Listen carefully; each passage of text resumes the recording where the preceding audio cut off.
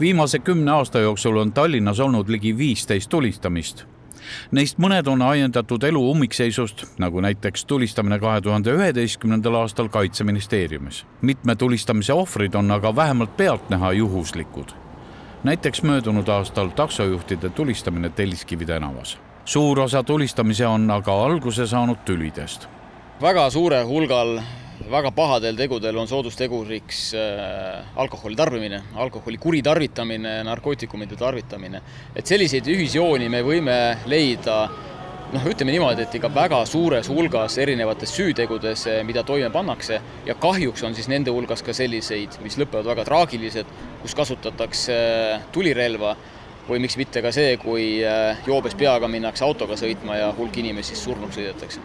Samas kinnitavad nii põhjaprefekt Kristjan Jaani kui mupojuht Aivar Toompere, et Tallinn ja Eesti tervikuna on turvalised kohad. Relvalubade korra karmistamise osas on aga paljud eri meelt.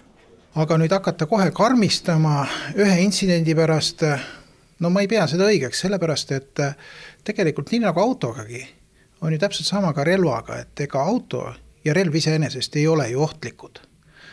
Ohtlikuks teeb ikkagi see isik, kes seda relva kasutab ja kui ta ei oska kasutada, me võime neid reegleid küll karmistada, aga kas me suudame ikkagi välja selekteerida, mis selle inimese peas toimub, et ta tõesti mingil ajahetkel ei teki mingisugused luulud ja ta võib kuritarvitada seda relva. Mõttekoht, kas siiski on mõned kuriteod, mis relvaloa andmist jäävad takistama ka siis, kui see karistus on karistusregistris kustunud.